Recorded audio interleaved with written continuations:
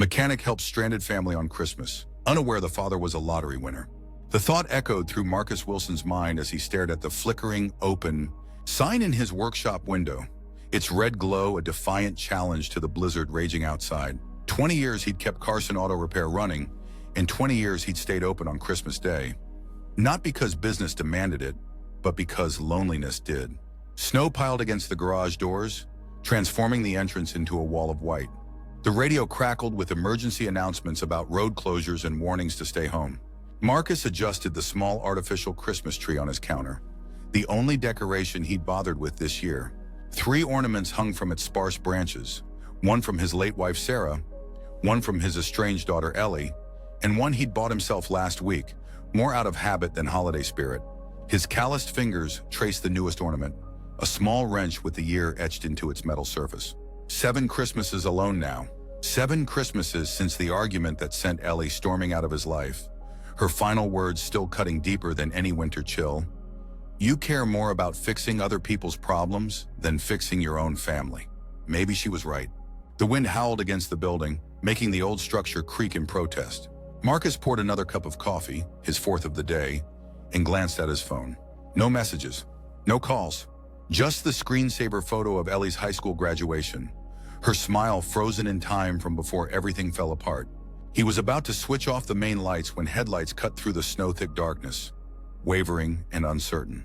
A vehicle was crawling toward his shop, hazards blinking desperately through the white curtain of the storm. Marcus set down his coffee and moved to the door, already reaching for his heavy coat.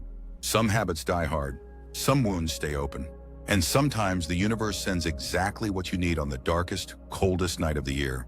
The vehicle, a minivan with California plates, came to a shuddering stop 20 feet from his garage. Marcus pulled his coat tighter and pushed against the wind, each step sinking ankle-deep into fresh powder. Through the swirling snow, he made out a man frantically trying to shield a window where a sleeping child's face was pressed against the glass. Engine died about a mile back. The man shouted over the wind, his breath forming clouds that were immediately torn away. Had to coast here. My wife saw your light. Marcus nodded, motioning toward the garage. Let's get you inside first. The back door slid open, revealing a woman cradling an infant wrapped in multiple blankets. A boy around 10 peered out from behind her, eyes wide with fear and excitement. The family looked exhausted, the kind of bone-deep weariness that comes from hours of stress and uncertainty.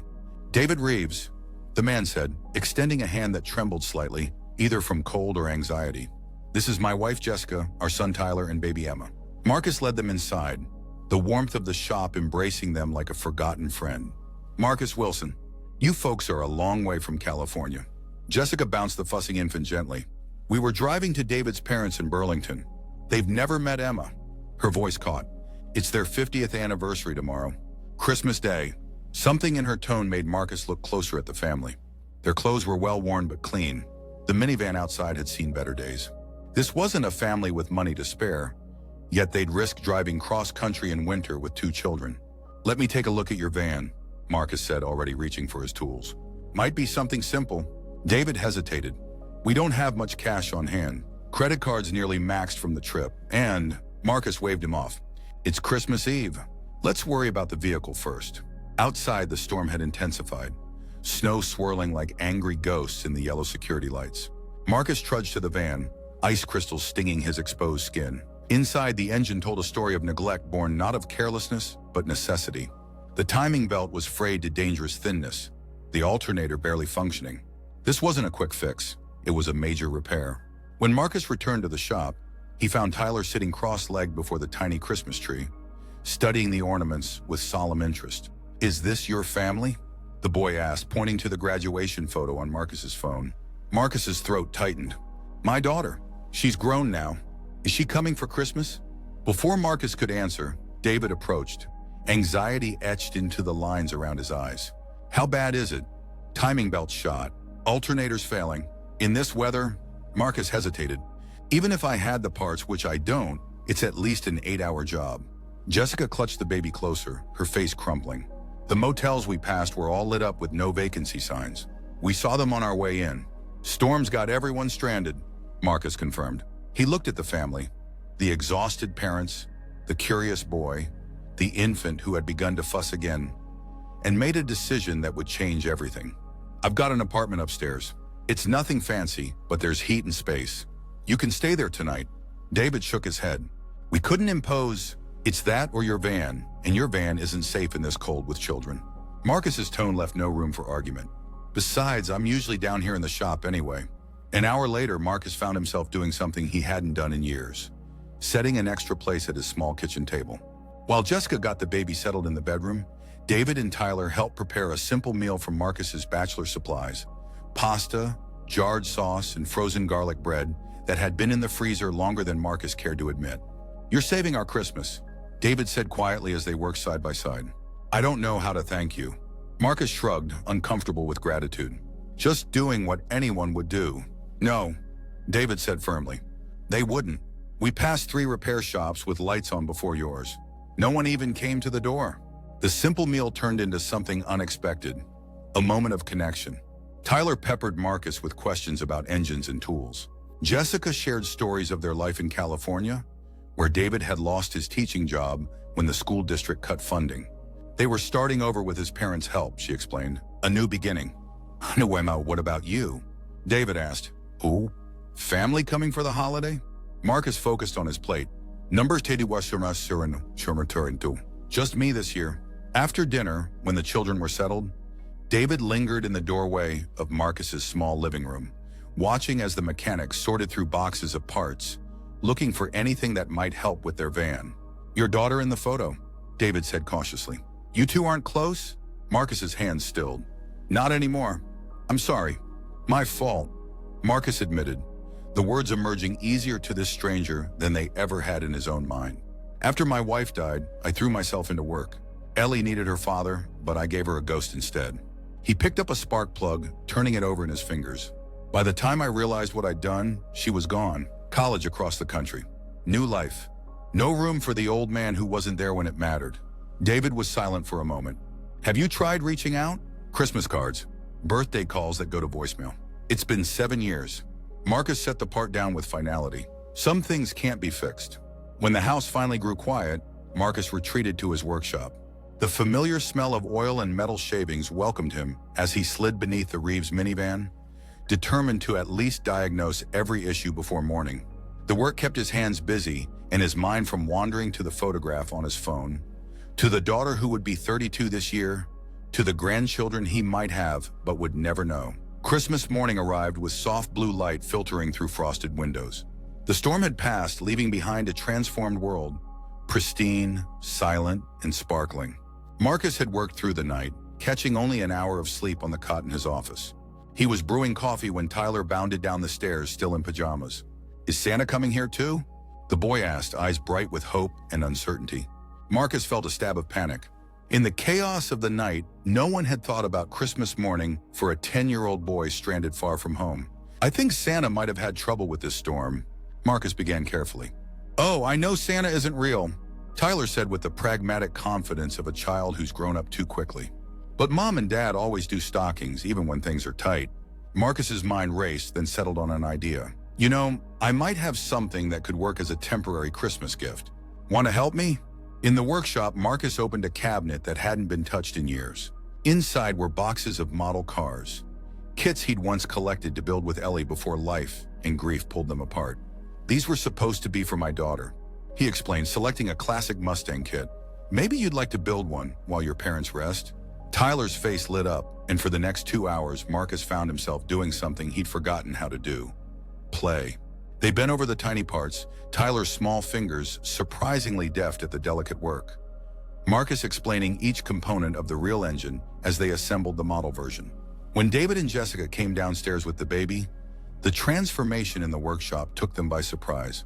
Tyler was proudly displaying the completed model on a shelf, and Marcus was showing him how to use a basic socket wrench.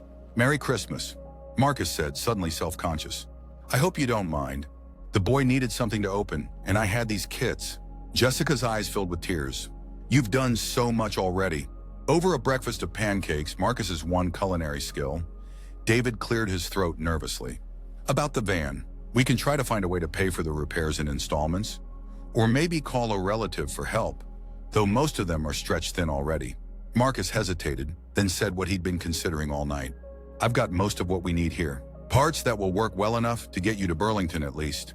If you're willing to wait another day, I can have you on the road by tomorrow afternoon." "We can't afford," David began. "Consider it a Christmas gift," Marcus interrupted. "Haven't had anyone to give one to in a long time." Jessica and David exchanged looks, a silent communication passing between them. Finally, David nodded. "We accept your kindness, but only if you'll join us at my parents' anniversary celebration. It's just a small gathering, but after what you've done for us..." Marcus started to refuse automatically, then stopped himself. The thought of returning to his empty apartment after this family left suddenly seemed unbearable. "I'd be honored." As the day progressed, Marcus found himself drawn more deeply into the family's orbit. Baby Emma was placed in his arms while Jessica helped Tyler shower.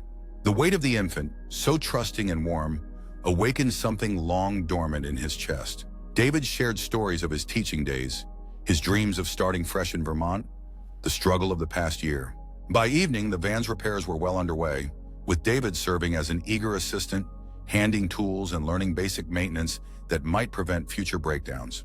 In quiet moments between tasks, Marcus found himself opening up about Sarah's illness, about the garage that had been his salvation in prison, about Ellie's graduation and the fight that followed. "She wanted me to sell the shop and move closer to her university," Marcus admitted as they worked. "Said I was hiding from life. She wasn't wrong." "It's never too late," David said softly. "Not while you're both still here." That night, after the family had gone to bed, Marcus sat alone with his phone, staring at Ellie's contact information. His thumb hovered over the call button, then retreated. Not yet, but soon. Something had shifted, like an engine part finally clicking into proper alignment. The next morning brought clear skies and warmer temperatures. Marcus finished the repairs by noon, the van now in better condition than it had been in years. As the family prepared to leave, Jessica handed Marcus a sealed envelope. "It isn't much, but please take this. It would mean a lot to us." Marcus tried to refuse, but the determined look in her eyes stopped him. He tucked the envelope into his pocket without opening it, promising to meet them at the anniversary celebration that evening. After they left, the silence in the garage pressed in on him like a physical weight. Marcus moved through the space, tidying tools and closing cabinets, his movements mechanical until his hand brushed against the envelope in his pocket. Inside was a check for $500, far less than the actual cost of parts and labor, but clearly significant to a family struggling to start over. A note accompanied it, written in Jessica's neat handwriting. "Some debts can't be repaid with money, but we wanted you to know that your kindness matters. Tyler hasn't stopped talking about Mr. Marcus and his amazing tools. You've given our family more than just repairs.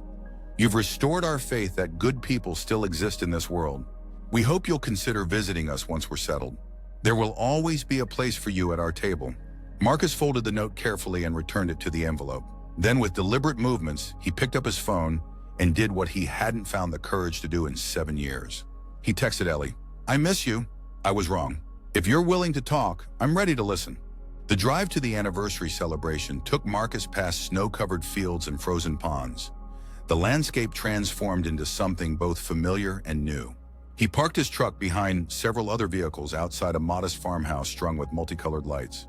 Inside, he was greeted warmly by David's parents, a silver-haired couple whose joy at meeting their new granddaughter radiated through the room. Tyler immediately pulled Marcus toward a table of older men, proudly introducing him as the mechanic who saved Christmas.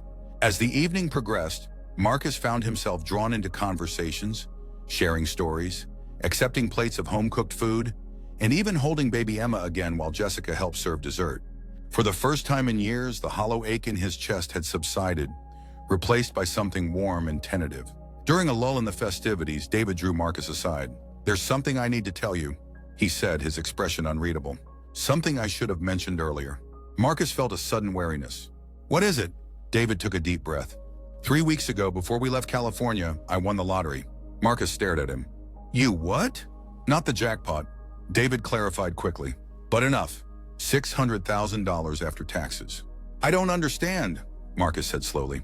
"Your van, your clothes. You said you were struggling." David nodded. "We were, right up until the win. We didn't tell anyone because we wanted to surprise my parents with the news that we could afford to move closer to them, buy a house outright, start the business my father and I always talked about." He looked down at his hands. "When we broke down, I was terrified someone would take advantage if they knew." "But you wrote me a check," Marcus said, confused. "For $500. because that's what the repair would normally cost, and we wanted to pay our way. David explained.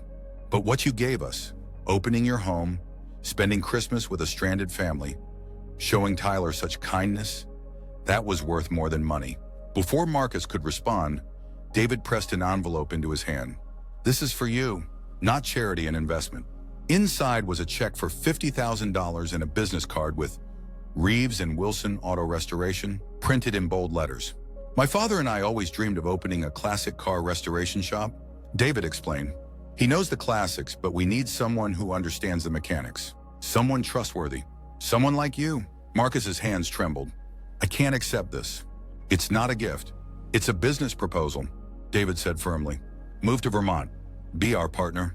Start fresh where you can be close enough to rebuild what matters.